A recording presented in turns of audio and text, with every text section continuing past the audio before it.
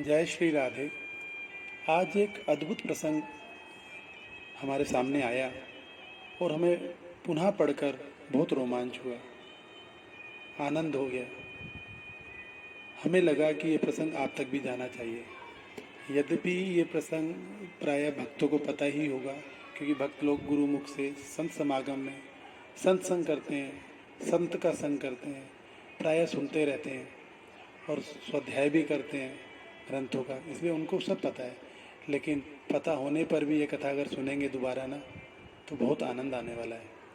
और कई ऐसे भी होंगे निश्चित रूप से भक्त भी और सज्जन लोग भी जिनको ये प्रायः कथा नहीं पता होगी, क्योंकि प्रायः भक्त लोग वाल्मीकि कृत रामायण और तुलसी जी कृत रामायण जी, जो रामचरितमानस कहलाते हैं, को ही स्वाध्याय लगाते हैं, पढ़ते हैं। लेकिन ये इन दोनों रामायण के अंदर ये प्रसंग है ही नहीं। पर तमिल भाषा में लिखी महर्षि कंबन जी की ही रामावतारम में यह कथा आती है। तो कथा में चलते हैं। रावण जी के विषय में कथा आती है कि रावण जी केवल शिव भक्त, विद्वान एवं वीर ही नहीं, अति मानववादी भी थे। उसे भविष्य का पता था। वह जानता था कि श्री राम से जीत पाना उसके लिए असंभव है। जब श्री राम जी ने खरदूषण को का सहज ही वध कर दिया, तब तुलसीकृत मानस में भी रावण के मन में भाव आए कि खरदूषण मो संबलवंता, तिन्हीं को मारई बिनु भगवंता। रावण के पास जामवंत जी को आचार्यत्व का निमंत्रण देने के लिए प्रभु श्री राम ने लंका भेजा। जामवंत जी दीर्घाकार थे। वे आकार में कुंभकर्ण से तनिक ही छोटे थे। लंका में प्रहरी भी हाथ जोड़कर मार दिखा रहे थे। इस प्रकार जामवंत को किसी से कुछ पूछना नहीं पड़ा। स्वयं रावण को उन्हें राजद्वार पर अभिवादन का उपक्रम करते देख जामवंत जी ने मुस्कुराते हुए कहा कि मैं अभिनंदन का पात्र नहीं हूँ। मैं वनवासी राम का दूत हूँ, कोई राजा का नहीं। और उन्होंने तुम्हारे लिए सादर प्रणाम कहा है। रावण ने सविनय कहा, आप हमारे पितामह के भाई हैं, इस नाते आप हमारे पूज्य हैं। कृपया आसन ग्रहण करें। यदि आप मेरा निवेदन स्वीकार कर लेंगे, तभी संभवतः मैं भी आपका संदेश सावधानी पूर्वक से सुन पाऊंगा। जामवंत जी ने कोई आपत्ति नहीं की। उन्होंने आसन ग्रहण किया। रावण ने भी अपना स्थान ग्रहण कर लिया। तदुपरांत जामवंत ने पुनः सुनाया कि वनवासी राम ने सागर सेतु निर्माण उपरांत अब यथाशीघ्र महेश्वरलिंग विग्रह की स्थापना करना चाहते हैं। इस अनुष्ठान को संपन्न कराने के लिए मैं उनकी ओर से आपको आमंत्रित करने आया हूँ। प्रणाम। प्रतिक्रिया अभिव्यक्ति उपरांत रावण ने मुस्कान भरे स्वर में पूछ ही लिया, क्या राम द्वारा, जो राम जी के द्वारा बनेगा, क्या राम द्वारा महेशलिंग विग्रह स्थापना लंका विजय की कामना से किया जा रहा है क्या? तो जामवंत जी ने जवाब दिया, बिल्कुल ठीक। श्री राम की महेश्वर के चरणों में पूर्ण भक्ति है। जीवन में प्रथम बार किसी ने रावण को ब्राह्मण माना है और आचार्य बनने योग्य जाना है। क्या रावण इतना अधिक मूर्ख कहलाना चाहेगा कि वह भारतवर्ष के प्रथम प्रशंसित महर्षि पुलस्त्य के सगे भाई महर्षि वशिष्ठ के यजमान का आमंत्रण और अपने आराध्य की स्थापना हेतु आचार्य पद अस्वीकार कर दे? ये रावण जी ने कितना सुंदर जवाब दिया। रावण ने अपने आप को संभाल कर कहा, आप पधारें, यजमान उचित अधिकारी हैं, उसे अपने दूत को संरक्षण देना आता है। राम से कहिएगा कि मैंने उनका आचार्यत्व स्वीकार कर लिया है। जामवंत को विदा करने के तत्काल उपरांत लंकेश ने सेवकों को अवश्य सामग्री संग्रह करने हेतु आदेश दिया और स्वयं अशोक वाटिका पहुँचे। जो आवश्यक उपकरण यजमान उपलब्ध ना कर सकें, जुटाना आचार्य का परम कर्तव्य है।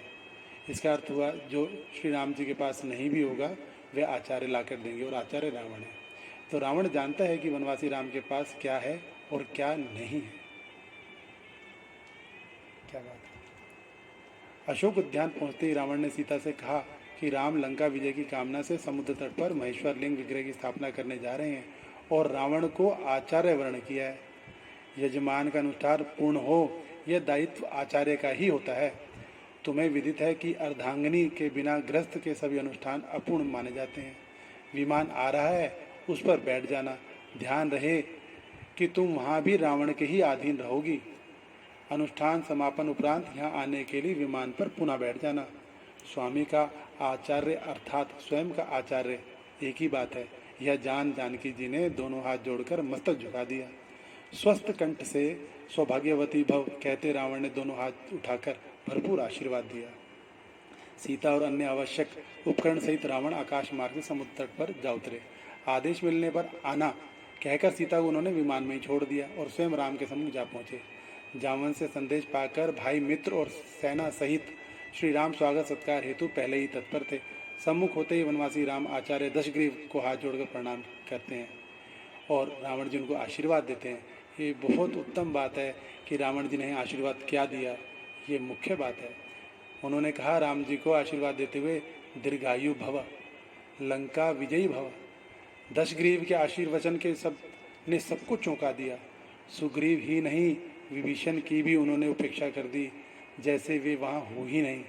भूमि शोधन के उपरांत रावण आचार्य ने कहा, यजमान अर्धांगिनी कहाँ है, उन्हें यथास्थान आसन दें। श्री राम ने मस्तक झुकाते हुए हाथ जोड़कर अत्यंत विनम्र स्वर से प्रार्थना की कि यदि यजमान असमर्थ हो तो योगा आचार्य जैसे कि आप हैं सर्वोत्कृष्ट विकल्प के अभाव में अन्य समकक्ष विकल्प से भी तो अनुष्ठान संपादन कर सकते हैं। तो रावण जी उत्तर देते हैं, अवश्य अवश्य, किंतु अन्य विकल्प के अभाव में ऐसा संभव है, परंतु प्रमुख विकल्प के अभाव में ऐसा नहीं। यानी कि हवन यज्ञ करने में कोई चीज़ की कमी पड़ जाए तो मैं दे सकता हूँ, लेकिन वह तो प्रमुख विकल्प है। आपकी अर्धांगिनी जब तक बैठेगी नहीं, ये कार्य पूर्ण नहीं माना जाएगा। यदि तुम अविवाहित, विदुर अथवा परित्यक्त होते तो संभव था। इन सब के अतिरिक्त तुम सन्यासी भी नहीं हो और पत्नीहीन वानप्रस्थ का भी तुमने व्रत नहीं लिया है। इन परिस्थितियों में पत्नी रहित अनुष्ठान तुम कैसे कर सकते हो? कोई उपाय आचार्य? श्री राम जी ने पूछा। रावण जी ने कहा, आचार्य आवश्यक साधन उपकरण अनुष्ठान उपरांत वापस ले जाते हैं। स्वीकार हो तो किसी को भेज दो। सागर सन्निकट पुष्प विमान में यजमान पत्नी विराजमान है। श्री राम जी ने हाथ जोड़कर मस्तक झुकाते हुए मौन भाव से इस सर्वश्रेष्ठ युक्ति को स्वीकार किया। श्री रामादेश के परिपालन में विभीषण मंत्रियों सहित पुष्पक विमान तक गए और सीता जी को वहां ले आए। अर्ध यजमान के पार्श्व में बैठो अर्ध यजमान भगवान श्री राम जी के साथ बैठाने के लिए सीता जी को आदेश किया। आचार्य के इस आदेश को वैदेही ने पालन किया, सीता जी ने पालन किया। गणपति पूजन, कलश स्थापना और नवग्रह पूजन उपरांत आचार्य ने पूछा कि लिंग विग्रह? यजमान जी अर्थात श्री राम जी ने निवेदन किया कि उसे लेने गत रात्रि के प्रथम पहर में पवनपुत्र कैलाश गए हुए हैं, अभी तक लौटे नहीं हैं, आते ही होंगे। आचार्य ने आदेश दे दिया, विलंब नहीं किया जा सकता, उत्तम मुहूर्त उपस्थित है, इसलिए अविलंब यजमान पत्नी बालू का लिंग विग्रह स्वयं बना लें। अगर ये कार्य इस उत्तम घड़ी में नहीं किया गया तो आपकी जो मनोकामनाएं वह पूर्ण नहीं होगी, तो हमें इसका इंतजार नहीं करना चाहिए, ऐसा रावण जी ने कहा। जनक नंदिनी ने स्वयं कर कमलों से समुद्र तट की आर्द्र रेणुकाओं से आचार्य के निर्देशानुसार यथेष्ट लिंग विग्रह निर्मित कर दिया। यजमान द्वारा रेणुकाओं का आधार पीठ बनाया गया। श्री सीताराम ने वही महेश्वर लिंग विग्रह स्थापित कर दिया। आचार्य ने परिपूर्ण विधि विधान के साथ अनुष्ठान संपन्न कराया। अब आती है बारी आचार्य की दक्षिणा की। श्री राम जी ने पूछा, आपकी दक्षिणा महाशय? पुनः एक बार सभी को चौंकाया रावण जी के शब्दों ने, आचार्य के शब्दों ने। घबराओ नहीं यजमान, स्वर्णपुरी के स्वामी की दक्षिणा संपत्ति नहीं हो सकती। आचार्य जानते हैं कि उनका यजमान वर्तमान में वनवासी है, लेकिन फिर भी राम अपने आचार्य की जो भी मांग हो उसे पूर्ण करने की प्रतिज्ञा करता है। जब रावण जी ने बोला कि आचार्य जानते हैं कि उनका यजमान वर्तमान में वनवासी है, फिर भी राम जी ने उत्तर दिया, लेकिन फिर भी राम अपने आचार्य की जो भी मांग हो उसे पूर्ण करने की प्रतिज्ञा करता है। फिर आचार्य जी ने बोला, आचार्य जब मृत्युशैया ग्रहण करे तब यजमान सम्मुख उपस्थित रहें। आचार्य ने अपनी दक्षिणा मांगी, यानी कि रावण ने कहा कि जब मेरी मृत्यु हो तो प्रभु आप मेरे सामने रहना, आप मेरे सामने रहना, ये उन्होंने दक्षिणा रूप में मांगा। भगवान श्री राम ने कहा, ऐसा ही होगा आचार्य। यजमान ने वचन दिया और समय आने पर निभाया भी। रघुकुली रीति सदा चली आई, प्राण जाई पर वचन न जाई। यह दृश्य वार्ता देख सुनकर उपस्थित समस्त जन समुदाय के नयन विराम प्रेमाश्रु जल से भर गए। सभी ने एक साथ एक स्वर में सच्ची श्रद्धा के साथ इस अद्भुत आचार्य को प्रणाम किया। रावण जैसा भविष्य दृष्टा ने जो दक्षिणा मांगी, उससे बड़ी दक्षिणा क्या हो सकती है, जो रावण यज्ञ कार्य पूरा करने हेतु राम की भगवान श्री राम की बंदी पत्नी को शत्रु के समक्ष प्रस्तुत करता है, वह राम से लौट जाने की दक्षिणा कैसे मांग सकता है। हरि बोल, हरे कृष्णा। ऐसा अद्भुत प्रसंग रहा ये। हमारा एक चैनल श्रीमान पूज्य नरेश भैया, आप कृपया करके उसको सब्सक्राइब करें। जय श्री राधे।